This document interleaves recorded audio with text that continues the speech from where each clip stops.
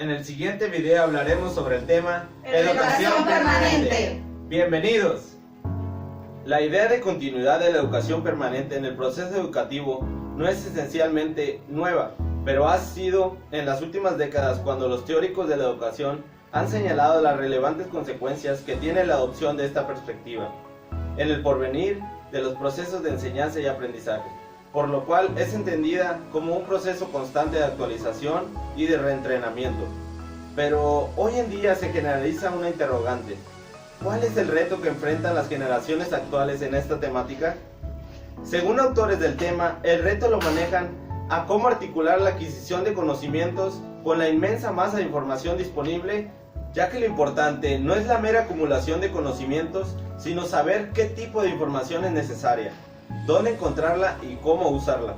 Pero el interrogante que subsiste es cómo traducir la información disponible en materias o contenidos curriculares y en métodos adecuados para una enseñanza.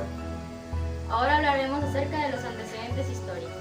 La revalorización del concepto de educación permanente es quizás el suceso más importante ocurrido en la historia de la educación de la segunda mitad del siglo XX.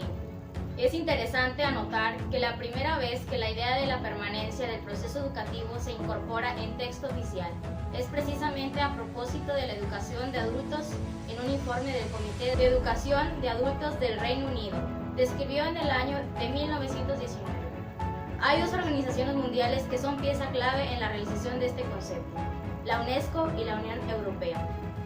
Ellas reflejan con semejanzas e importantes diferencias la evolución del concepto de educación permanente en algunas de sus principales configuraciones y su papel en la actual política educativa nacional e internacional, las cuales describe brevemente. En el caso de la UNESCO, no es posible entender su acción en educación sin tener en cuenta los dos postulados que van a condicionar toda su labor educativa, es decir, la democratización de la educación y la educación permanente. En relación con la Unión Europea, se sostiene que una educación a lo largo de toda la vida es la base fundamental para la ciudadanía activa y la empleabilidad en la europea del siglo XXI. Aunque cada una de estas organizaciones tenía sus enfoques concretos respecto a la política a realizar en las acciones arriba mencionadas. Retrospectivamente, cabe destacar que las dos desarrollaron casi al mismo tiempo un concepto de educación permanente que persiguen los mismos objetivos generales. ¿Cuáles son los objetivos de la educación permanente? Tradicionalmente, la enseñanza había tenido por misión preparar funciones tipo para situaciones estables, para un momento de la existencia, para una profesión determinada o un empleo dado, para absorber un saber convencional. Desde sus distintas perspectivas, abarca una gran variedad de objetivos, persigue un alto grado de bienestar y está vinculado a múltiples causas.